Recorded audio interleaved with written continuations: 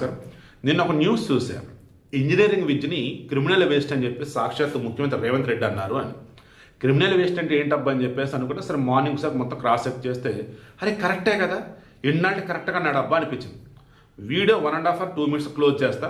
ఖచ్చితంగా ఇంజనీరింగ్ చదివే వాళ్ళకే కాదు పిల్లలందరికీ షేర్ చేయండి. నెంబర్ 1, ఈరోజు మన భారతదేశంలో స్కిల్స్ నేర్పుతూ ఎన్ని చదువులు ఉన్నాయి, దాన్ని ఎలా చెప్పాలి, ఎన్ని రకాల కోర్సులు ఉన్నాయి మీరు చెప్పండి.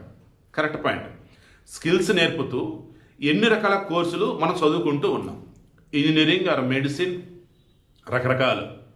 మెడిసిన్లో కూడా ఇంజక్షన్ చేయడం రాని వాళ్ళు ఉన్నారు తెలుసా. డాక్టర్లు ఏమి వచ్చేవాళ్ళు రిజర్వేషన్ కావచ్చు, లేదంటే సీట్ కొనుక్కునే వాళ్ళు కావచ్చు. ఇంజనీరింగ్ అంటే ఈరోజు రేవంత్ రెడ్డి క్లియర్గా ఇదే మెన్షన్ చేశాడు.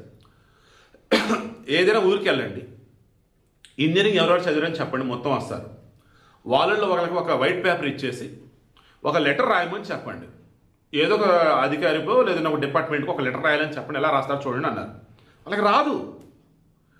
రెజ్యూమేలు, కరికులం వీటేలు అన్నీ కూడా కాపీ పేస్ట్లు. ఒక లెటర్ ఎవరికైనా రాయాలన్నప్పుడు ఫస్ట్ ప్లేస్ పెట్టాలా, డేట్ పెట్టాలా, తర్వాత ఎవరిని సంబోధించాలి, సబ్జెక్ట్ మెన్షన్ చేయాలి, తర్వాత ఎలా ఉండాలి, స్కిల్స్ తెలియట్లేదు పాపం చాలామందికి. పేరుకే చదువుకుంటున్నారు. ఏంద్రంటే ఫీజు రీయింబర్స్మెంట్లు ఉన్నాయి, కుప్పల కాలేజీలు ఉన్నాయి. ఆ ఏఐసిటిఈ కూడా ఏందో పర్మిషన్లు ఇచ్చింది, వాళ్ళకి డబ్బులు వస్తే చాలన్నట్టుగా. ఈ ఇంజనీరింగ్ కాలేజ్ మొత్తం దాచుకోవడం మహానుభావుడు వైఎస్ రాజశేఖర పుణ్యం మీద అంతా కూడా. ఇప్పుడు నేను చెప్పేది ఏంటంటే రేవంత్ రెడ్డి చాలా క్లియర్గా చెప్పున్నాడు. ప్రభుత్వ ఇంజనీరింగ్ కాలేజీలైనా ప్రైవేట్ ఇంజనీరింగ్ కాలేజీలైనా పిల్లలకి స్కిల్స్ నేర్పండి. వాళ్ళు ఇంజనీరింగ్ అయిపోయి బయటకు వచ్చాక మరలా ఏడాకడ కోచింగ్ ఇన్స్టిట్యూట్లో వెళ్ళిపోయి మళ్ళీ ఏదో ఒకటి నేర్చుకోవాల్సి వస్తుంది.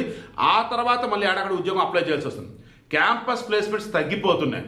కారణం సరిగా స్కిల్స్ వాళ్ళు నేర్పట్లేదు, వీళ్ళు నేర్చుకోవట్లేదు. పేరుకి మాత్రం డిగ్రీలు ఉంటుంది. సంవత్సరానికి లక్షల మంది బయటకు వస్తున్నారు. ప్రపంచంలో మన భారతదేశంలో ఉన్నంత అన్ఎంప్లాయిడ్ గ్రాడ్యుయేట్స్ ఎవరూ లేరండి. ఒక్క ముఖ చెప్పి క్లోజ్ చేస్తా. రోజు Zomato, Swiggy, Blinkit, Rapido, Uber like ఇవన్నీ చూస్తున్నాను చూసారా. గిగ్ వర్కర్స్ అంటారు వాళ్ళని. వాళ్ళకి పర్మనెంట్గా ఒక ఎంప్లాయ్ ఐడి అన్నట్టు, వాళ్ళకంటూ పిఎఫ్ అని లైక్ ఇవేముండవు. పని చేసిన రోజు డబ్బులు లేదంటే లేవు. వీళ్ళు మొత్తం మీరు క్రాస్ చెక్ చేస్తే వీళ్ళ అత్యధికులు ఇంజనీరింగ్ చేసిన వాళ్ళు, పోస్ట్ గ్రాడ్యుయేషన్ చేసినటువంటి వాళ్ళు.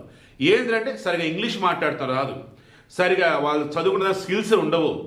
ఓవరాల్గా అన్నప్పుడు బయట జాబులు ఏమీ రావు. మరలా కొత్తగా నేర్చుకుందంటే డబ్బులు లేవు.